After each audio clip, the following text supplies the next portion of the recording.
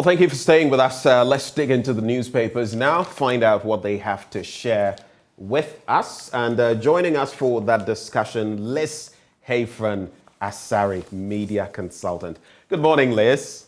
Good morning. Oh, that smile just made my day. How have you been? It's been another week already. Nowadays, whenever I interact with those of you who join us for the review, I like to find out how things have been in the course of the week. How have things been for you? Good. Okay. A few activities, tiring. A lot of reading to do. Because of where I work, I always have to keep myself abreast or ahead. And then again, I have the Girls Excellence movement that I belong to. Okay. And they're pushing me because they want their first report to come out, their first official report to come out tomorrow. So we are working towards that. So again, I'm involved in the GIG alumni homecoming. Okay. Looks like you've had your hands pretty full of activity, and that's the list we know. Keep it up.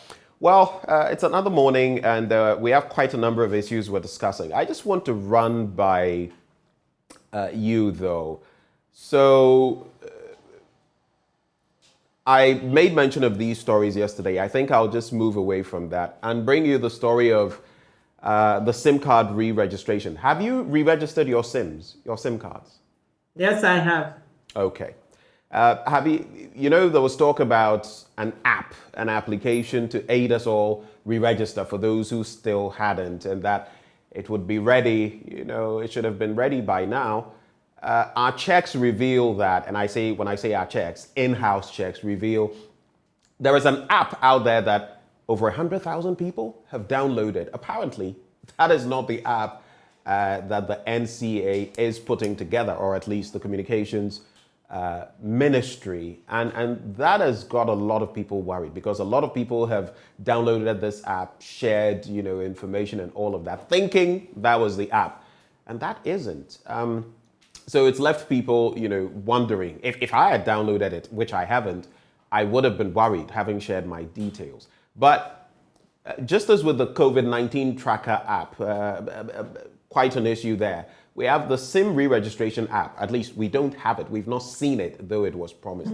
What's your take on that? And with so many people haven't gone for this other application. A difficult one to digest all of a sudden, but I think that if the NCA is coming up with an app, what are the specifics that people are supposed to be looking out for? Because if they have downloaded this app, what was it about this app that caused them to download it?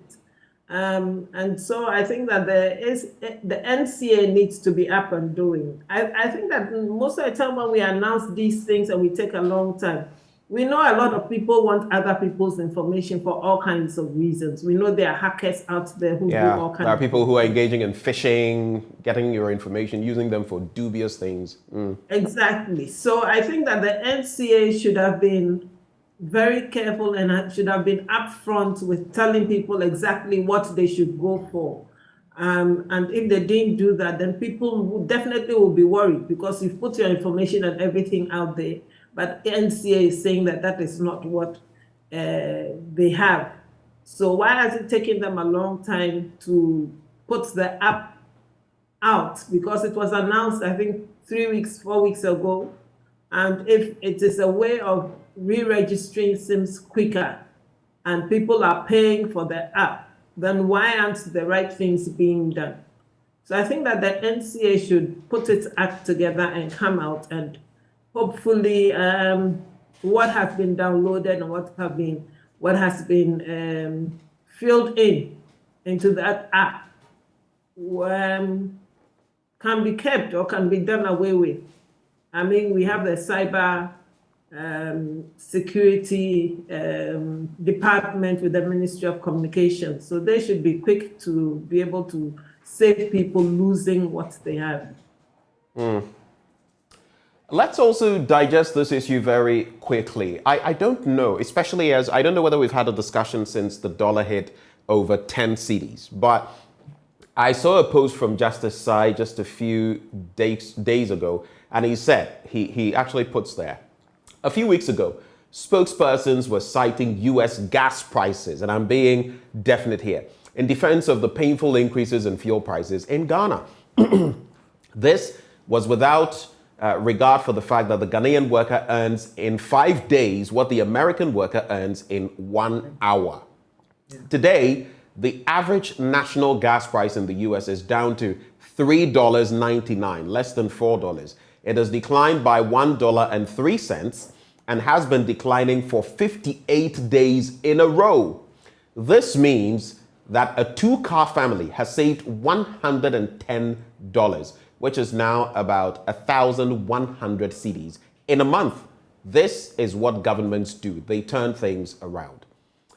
For you, looking at where the dollar has hit now, has your economic situation, has it become better or worse? And if worse, in which ways has it become worse? Then we can get into the daily graphic.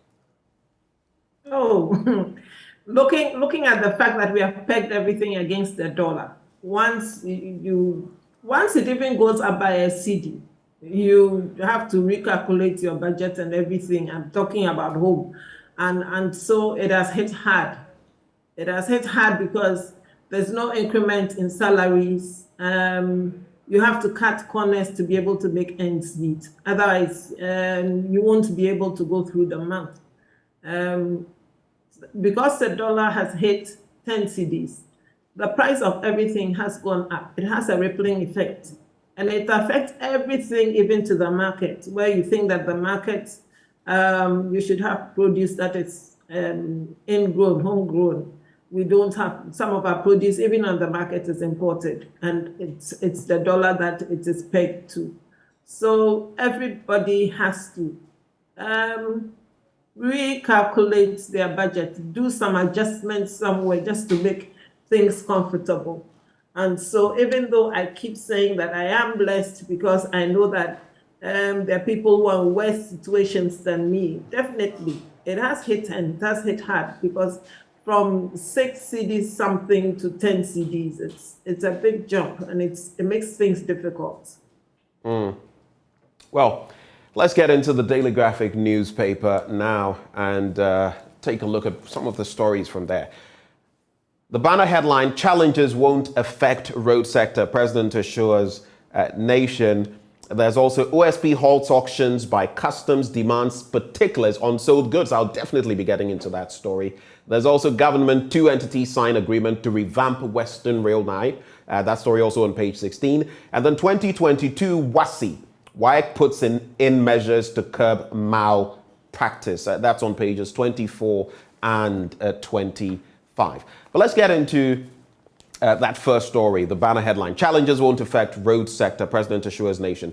And the president has said the economic challenges facing the country will not deter the government from accelerating investment in road infrastructure. He noted that good roads played a critical role in accelerating socio-economic development, and that was why the government had kept faith with the Year of Roads mantra. In an interview with Radio Upper West in Wa yesterday at the start of a 2-day working visit to the Upper West region, the president said massive developments in the road sector showed that the Year of Roads mantra was not just a slogan. Quote, "It's been a reality and a very successful program," he stated. I just want to put this into context. I'll just get that bit. I want to reflect on what Tanzania has been doing, and there's a post I put up. So here it is. Tanzania is constructing 33,091 kilometers of roads in districts across the country during the 2022-2023 financial year. The Tanzania Rural and Urban Roads Agency, that is TARURA, on Sunday, that is in the past week, signed 10 contracts with local companies on behalf of 969 contractors for the construction of 33,091 kilometers. When I saw this and the quantum of roads that they are looking to, put up in Magufuli's Tanzania, he's no longer with us, but in Magufuli's Tanzania, it warmed my heart, but I asked myself, we've had a year of roads 3 times running, and we've not even got anywhere near this. And then top that list with the fact that our vice president says, guess what? The Ghana card, which is wonderful. I feel it's something we need, but it's better than 1,000 interchanges. Over to you, Liz. Because the president himself just said,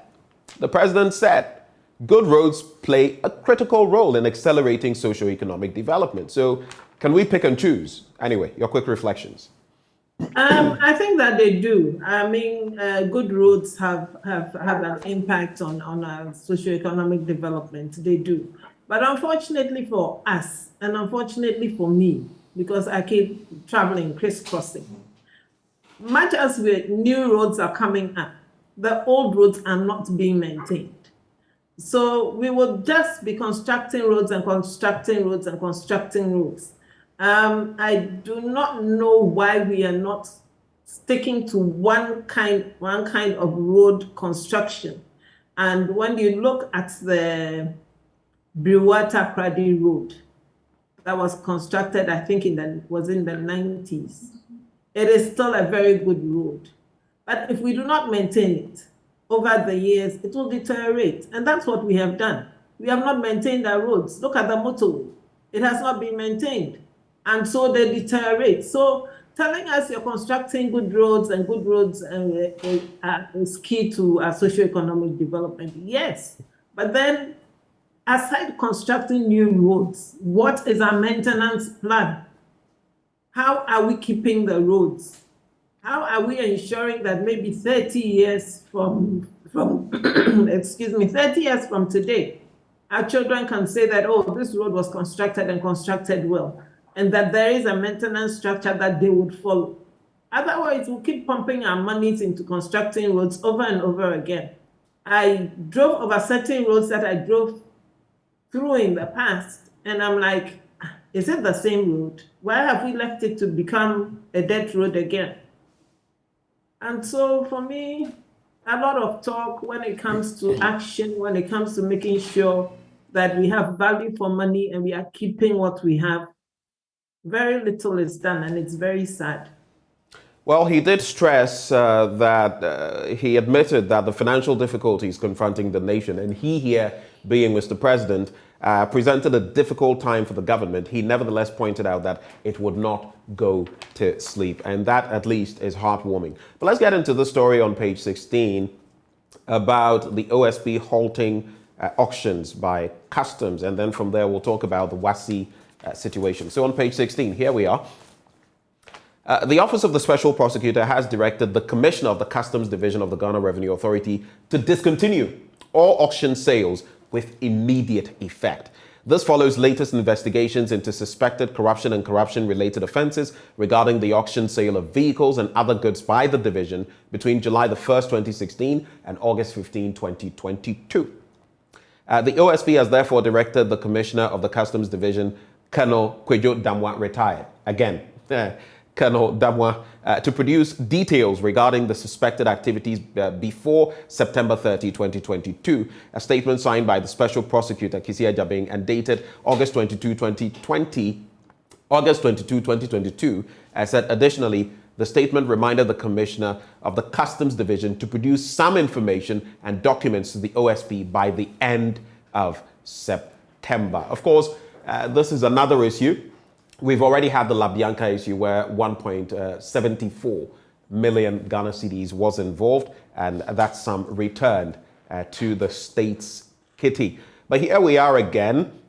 In recent times, just to situate the conversation list, we had a situation where someone was told, I've forgotten the actual figures, I think he had to pay quite a sum of money for a vehicle that he had imported into the country. I think the vehicle, everything was valued at over 200,000. I could be wrong, but if memory serves. But then guess what? This person says he'll be able to pay a huge quantum of that, as in what is being requested, and they say no. But they end up auctioning it and selling the vehicle for what? I think 30-something thousand Ghana cedis. Makes no sense unless someone's interest is at play. What's your take on this, Liz? Yeah, I think that somebody's interest must be at play. Again, when people import vehicles and other equipment to come and use here, and it gets to the port, because like, again, it's a depreciation of the city. So you probably have made your plans ahead, imported it, it has come in, but the city has depreciated so badly that you probably can't give them all the money up front. What stops us as a people from telling the importers to pay for their goods over a period of time? So that instead of thinking that they should pay just once, let them pay it over a period of time, and they should not default. I mean, after all, we all get ourselves into some dire situations that we have not envisaged. And therefore, for me, customs auctioning people's vehicles that have come in just because they cannot pay upfront is a little disheartening. If it was your vehicle, especially if you worked so hard to be able to get it and to import it, I mean, how would you feel? And when you auction it for less than even what the person wants to pay to clear it, I mean, what good have you done us as a people? What good have you done the nation? Because if the person had to pay 200 and he's able to pay 150, and you say, no, I won't take the 150, I will take 30. What good are you doing yourself? What good are you doing us as a nation? So I agree, these things must be looked into. And I think that a lot of paperwork needs to, much as we say that we are trying to be a paperless society, when it comes to that, certain things are just hidden, and you as an importer would not even know what they're hiding from you. So we need to do ourselves good. Let our attitudes towards each other change. Let our attitudes towards our work be right. Let us do what is proper. Let us have a feeling. I mean, for others who have struggled to make it this far, let us have some feeling. And if they can't do it over a period of time, if you give them maybe 3 months, and 3 months he can't come up with the money to pay, auction his vehicle. But just because he doesn't have it all up front does not mean that he should lose what is his. Well, interesting thoughts there. You can also check out this story on page 17, 2024 polls, task before EC. And that is the Civic Realities with Kobe Asma. You can check out details there. Interesting thoughts that he shares. Let's quickly get to page 24, the middle spread of the paper, pages 24 and 25. 2022 WAEC puts in measures to curb malpractice. And the West African Examinations Council says it has put security measures in place to ensure the sanctity of the ongoing West African Senior School Certificate Examination, whose written papers began in the country yesterday. The measures include the serialization of examination questions, collaboration with the National Intelligence Bureau, NIB, they used to be the BNI, to monitor the printing of question papers and the use of number combination padlocks, in addition to ordinary padlocks for all security bags containing question paper packets. Others are working closely with some security agencies to track and arrest dealers and operators of rogue websites. It goes on, and pictured there, Agnes Tekujo, Head of Public Affairs of WAEC. Is this enough comfort for you? Because it's become perennial now. Every year, there's an issue with WASI examinations, and sometimes even the BECE. And it's even more crucial now because guess what? This year, we're doing it alone. All the other West African countries did theirs at a different time because we changed our calendar. So now we are left alone. Your reflections on that? It just tells the kind of people we have become. We have become a people who think that cheating our way out of everything is the way to go. And it's very, very unfortunate. And it is trickling down even to our children. I mean, I would never have dreamt that cheating in WASI would go this far.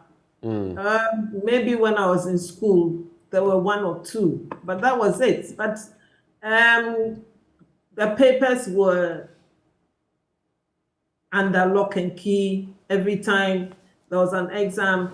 And then all of a sudden you realize that some teachers, maybe to get a good name, maybe to get high marks, would start giving their students questions before the exam. But even that, I did not see anybody carrying an exam paper, or didn't hear of anybody carrying an exam paper. We used to dwell a lot on past questions, and that's what we used to solve. The problems that were in the past questions was what we used to solve. But right now, it's even more frightening. And to look at the fact that these young children get questions and parents pay all kinds of amounts to teachers or invigilators or examiners to get questions for their children, for them to be able to pass. And if you do that, what kind of a student are you bringing up? If a person had to cheat their way through an exam, they will cheat their way through life. And is that the kind of identity we want to have on our children and on ourselves? So yes, there will be lots of security. Yes, we would up making sure that children don't get questions. But I think that the moral of the whole thing is that we need to get our children to understand that being upright and being truthful is more important than having all the A's in the world. If you have A's and you have no integrity, I believe that everybody will just look you up and down and leave you behind. On the back page, second phase of Obechabe interchange 64% complete, and dance groups thrill at Chalewate Festival. Let's get into graphic business now. Reboot industry. AGI seeks a fresh start in 2023 budget. There's also Ajwa Agbogloshi shares joy, tears of Big Sam's market. Then there's suspension of tax stamps. Businesses urged to leverage opportunity, and 10 reasons to invest in real estate market. That's on page 30. That just brings to mind a discussion I had yesterday with the executive director, I think, of GREDA, the Ghana Real Estate Developers Association, and what he shared with me about skyrocketing prices, for which reason now, Liz, they even cannot peg, proper prices of edifices they are putting up. If you came, they could even sign a contract with you. But after a few months, they would have to call you in and tell you, look, we have to renegotiate. Why? Because the iron rods that were 6,000 2 weeks ago are now 8,000 per ton. Cement that was this has now changed prices. So unless you want shoddy work, which they will not do, you have to renegotiate. Maybe quick reflections on that, and then we can move on to other papers. I don't know what you want me to say. It borders on the CV depreciation. And again, if we do not institute action to arrest the downward trend of the CD, I mean, it will keep recurring. We haven't found instant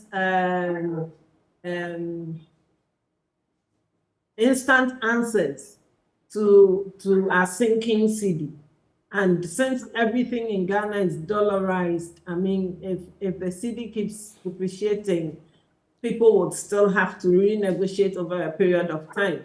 I mean, who would have thought that in less than 6 months, the CD would move so quickly downward?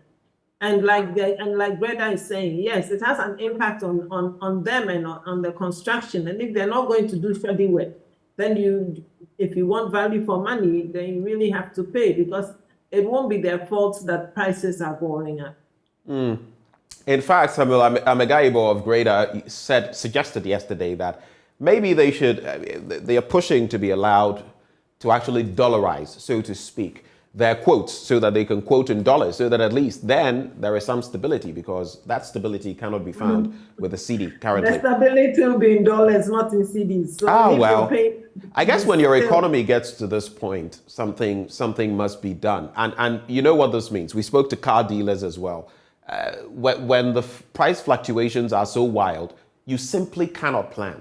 And without planning, that is disastrous for the business community. Let's get into the Ghanaian Times newspaper. We'll protect all against terrorism. Others. President vows in interaction with security chiefs in WA. Breast cancer survival rate low in Ghana. That's according to a health expert. OSP directs Customs Division to hold vehicle auctioning. We've looked at that story. And Guta threatens to close shops over CD depreciation. Now, this is another one related to what I'm talking about. So I'll go to page 7 first, take a look at that. We can also look at breast cancer survival rates being low in Ghana.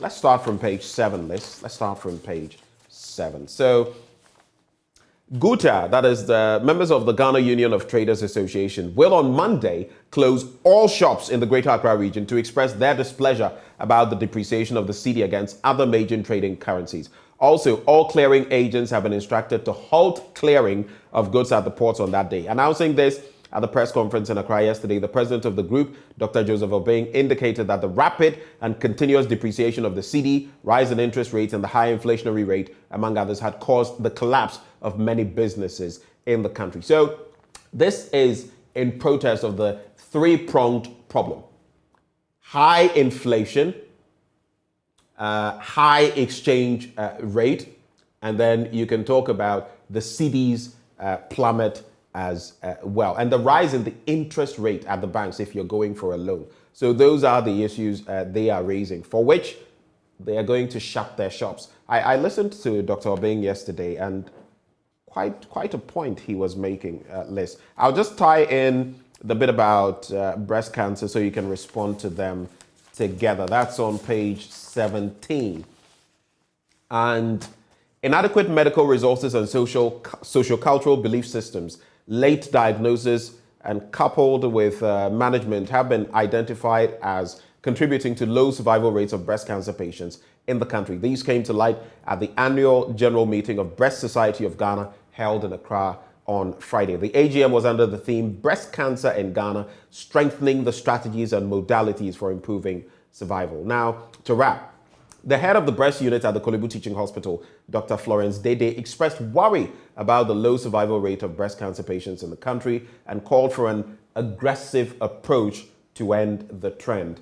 According to the CEO of the NIA, Dr. Bernard Okoboy, he said while in well-resourced countries, survival rates for breast cancer was above 80%, in Ghana, the percentage lingered around 40%, attributing the low rate to the lack of early detection. Two stories for your reflections, Liz. Let me deal with the breast cancer one first, because it has hit home and it has hit hard. And again, it's because we do not have all that it takes when it comes to treating of breast cancer. Again, we realize that we don't even have enough mammograms spread over the country. So people get to know that they have breast cancer, find that it's expensive to treat, and rather than spend all their money treating it, they would go home and just live with it, and so you have people dying.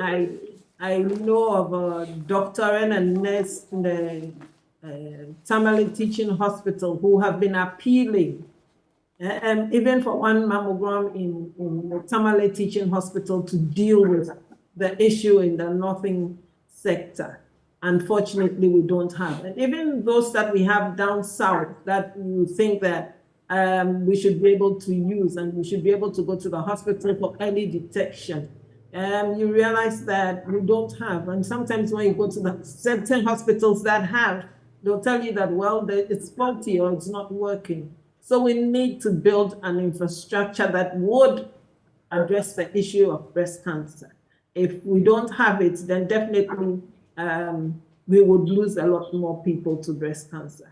Again, when it comes to treatment, and people are told that you have to go through surgery to have it removed, to have your breast removed, people are reluctant. We are so, I don't know the word to use, but when a woman dresses, she thinks that she looks good if she has her breast in front of her. When you remove it and there's no replacement, or there's nothing to give her that comfort that she looks the way she looks, it becomes difficult. So a lot more education needs to be done. We need to get women to understand that this is something that we can deal with, and you would have a life a full life, whether you have your breast or not. We need to get people to understand the issues concerning breast cancer. And then again, like I've heard a lot of doctors say, we need to watch our diets. We need to watch what we eat. And if what we're eating is not good and is causing us to those who have it to die off early, Right. then things need to be done, and we need to educate and educate and educate. But again, we need to get the equipment that we need to be able to treat breast cancer and all kinds of illnesses. We just give ourselves lip service and then we let it be. I went to Kolebu and I was saddened because the Kolebu that I knew and the Kolebu that I had in my mind is not the Kolebu that I saw. And I said, so why are people still being referred to Kolebu? They don't seem to have anything. And so if you're not well, you'd rather choose to go to a private hospital or a private clinic because they seem to have more equipment, more logistics to work with. But then Ministry of Health, I don't know what to say. We need to look at restructuring and rebuilding. And that's why I say that we don't have a maintenance culture, because we leave everything to deteriorate. In Kolebu, I saw a lot of obsolete equipment, and I'm wondering, why are these things still here? Why haven't they been replaced? Well, good questions to ask. We have to make tracks. Let's wrap with these two stories. But let me just bring this first. Galaxies, of course, the local Black Stars, test Qatar's World Cup readiness. That's on the back page of the Ghanaian Times. Two stories I want you to reflect on in about a minute, Liz.